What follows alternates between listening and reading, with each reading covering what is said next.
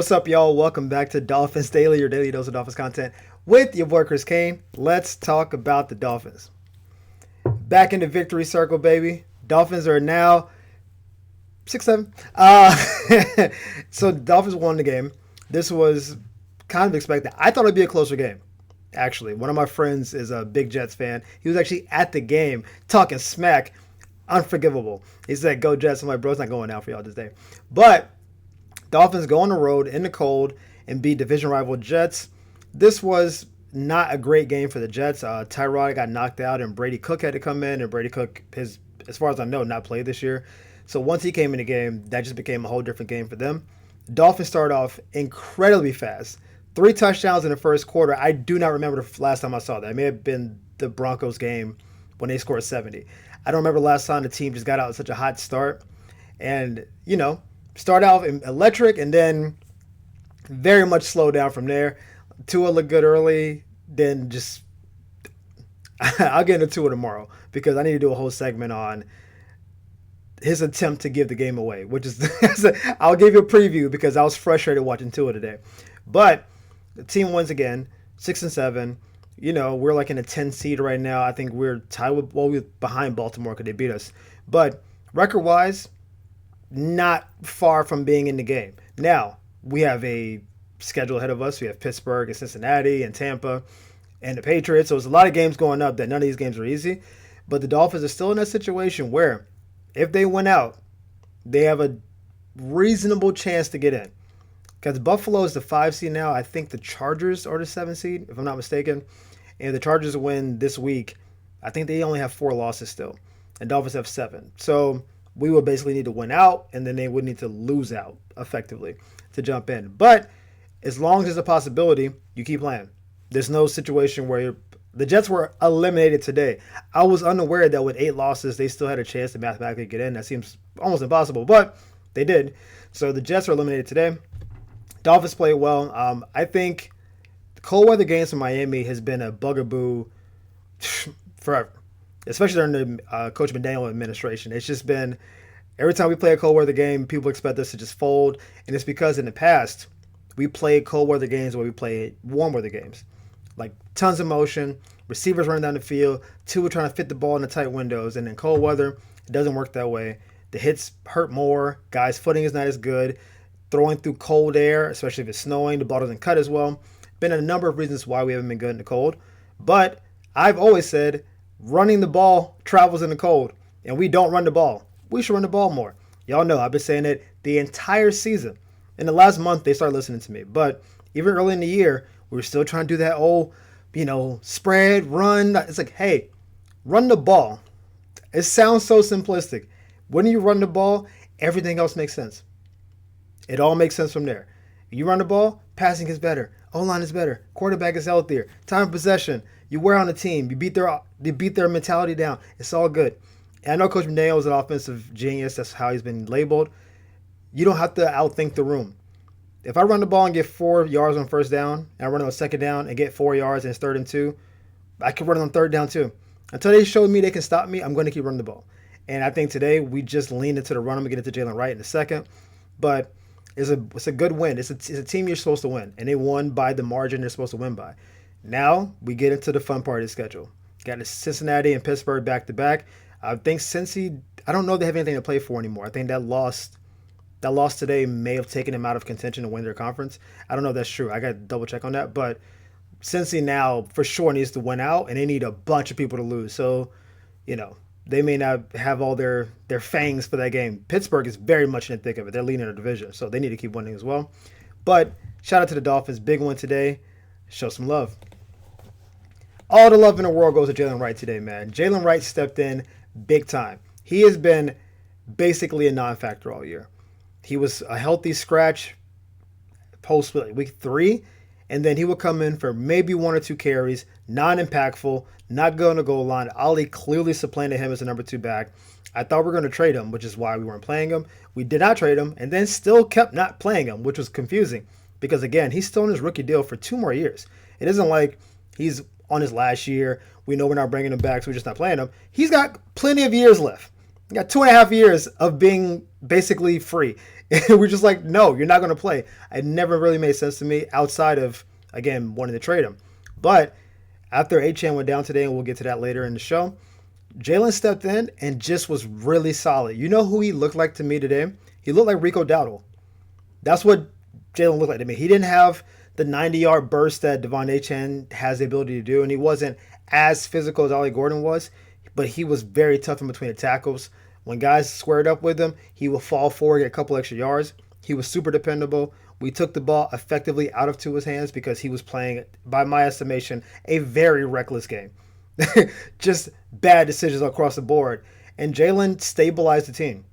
We just said, Jaylen, you got it. We just kept handing the ball. The line was blocking great. They didn't have to pass block, which we know we're not great at.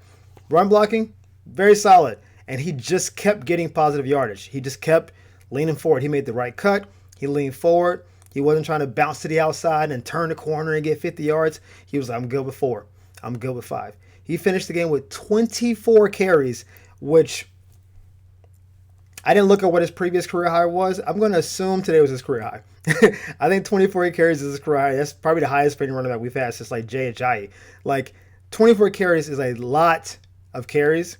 And he had 107 yards, like 4.5 yards a carry.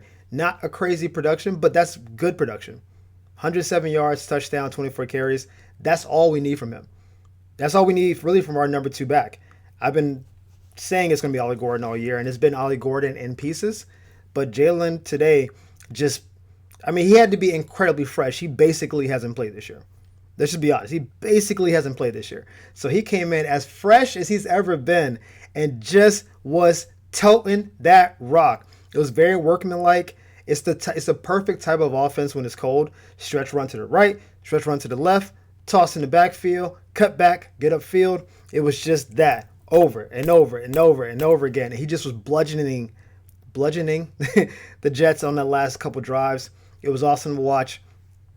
Shout out to Jaylen. I hope he can keep this up. I don't know Devon's status. We'll get into that again in a few. But if we need him down the line, if it becomes a him and Ollie Gordon type show, this show confidence in the coaching staff and the team. Hey, I can be kind of a workhorse for a short period of time. If it's me and Ollie splitting 30 carries between us, I'm your man. I can give you 15 to 20. I gave you 24 today. I think this is great. I think we'll need to run the ball more, especially as we get in these cold weather games against good teams. Very happy for Jaylen because he said in the offseason, I can be a top back in this league. I believe in myself. He was talking that talk. He really was. And he has, up until now, not backed it up in the least bit. But today, he showed up. He showed out. Jaylen, you get the game ball. Good job, young fellow. Good job, young fellow. Defense really stepped up today. Let me say, full transparency, I have Miami's defense in my fantasy football league team this week, and I am in a situation where if I win, I'm in my playoff. And I chose to start them over the Chiefs defense because I just thought Miami would play well. Chiefs defense is pretty solid. Houston's offense has been anemic most of the year, so that would have been maybe the smarter start. But I say, you know what? I trust Miami. I never believe in the Jets, and they rewarded me in spades. They only gave up 10 points. 209 yards total is domination. 6 sacks, which is fantastic. 3 picks. Defense, that's what I want to see. You played a bad team with a bad offense, and you just snuffed them out. You'd never let Brees get started. Mason Taylor had a couple little catches in there. You had Brady heated up the whole game. 6 sacks, it could have easily been 8 or 9. They were just flying around. The secondary, I thought, played pretty well. I know Meekin got like a PI on one call that I thought was kind of touchy. Don't matter. You give up 10 points on the road, you did your job. They showed up and showed out. Zach Sealer, 2.5 sacks. It's almost like he played like he did a couple years ago and last year.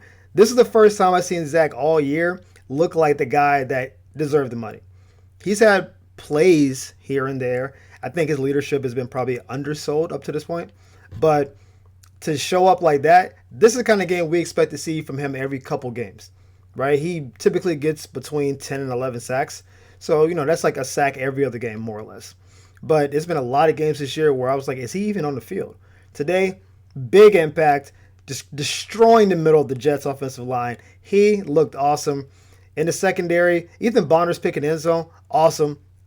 Found the ball, made a play on it. Love to see that.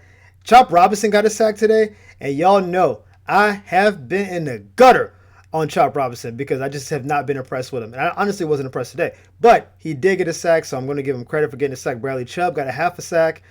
It was a number of guys. Willie Gay got in on the action. A lot of guys made some plays today. The defense just looked like a superior unit, which they are. Our defense is better than the Jets' offense, period. And they played like they were. They didn't let themselves get pushed around. They didn't give up any cheap, I missed a tackle, 70, 80-yard plays. They just played solid the whole time. They were good in the red zone. They were good just at the point of attack. Really, really consistent, good effort from the team. Defense showed up, showed out. We need to continue that because we're going against Cincinnati. Awesome offense. Pittsburgh, middling. Tampa, good offense. So we're going to be tested 2 of the next 3 weeks, I think, a lot. Pittsburgh wants to just play physical, so it's point of attack. Can you match their physicality? If you can, I think DK Metcalf is overrated, and he pushes off at the top of his routes. But that's neither here nor there. But shout out to the defense again. If Jaylen Wright didn't get player of the game, the defense as a unit would have gotten it. Unfortunately, we have to end with some kind of sour news because the way the game started, I thought Achane was going to have 150 yards rushing. I mean, he was already dominant. He already scored a touchdown. He already broke a long run. He was just slithering through the defense. He looked like Achane's looked for the last month when he won the AFC Offensive Player of the Month. And it looked like he was not going to stop that trend. Well on his way for another $120.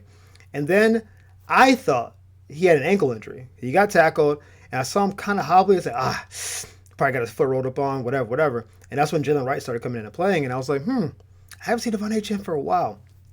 And then I see him walk to the locker room. I see it's reported that he had a rib injury. There may be more stuff going on too, but that was like the initial report. And so at the time of me doing this, I may not have all the information that has come out by the time you see the episode.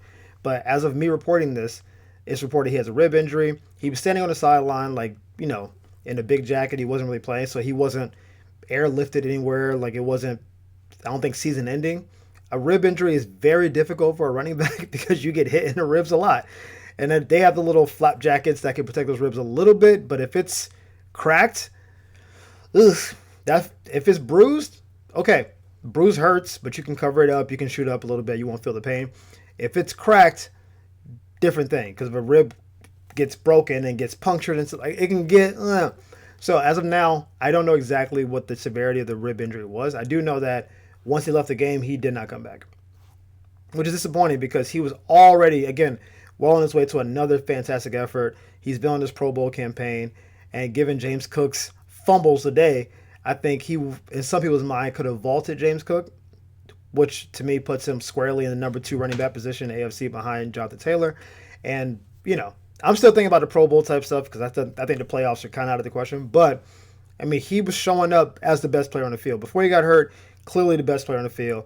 Fast, explosive, everything we love and like and love about him. Hopefully, as the week goes on, we'll find out that it's not a super serious thing and that it was more precautionary, that we kind of had the game in bag, so they didn't feel like we need to put him back on the field. But if it is something serious and he has to miss some time, I think, are covered at running back. I think Jalen and Ollie could do very well. But you lose that big explosive element, and Devon is a much better receiver than both of them. Ollie and Jalen can both catch. They're fine. Devon is electric, and he is, again, a Jahmyr Gibbs, great value version, where you get him in the field, one-on-one, you give a little lane of blocking, he can take off, he does all the stuff. And if he's not there, we lose a big explosive element of our offense.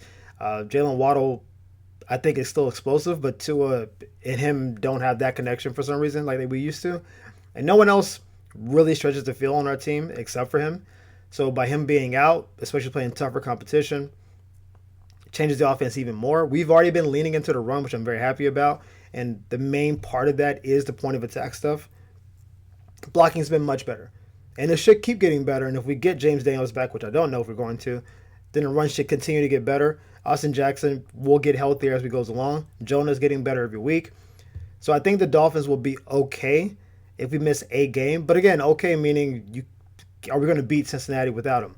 That seems unlikely. But who knows? Cincinnati's defense is not particularly good. I just think that when you lose your best offensive player, that can change the whole offense. When Tyreek left For a couple weeks, the team looked like we didn't know how to even run plays until we switched to a running-based attack. I hope he's going to be fine.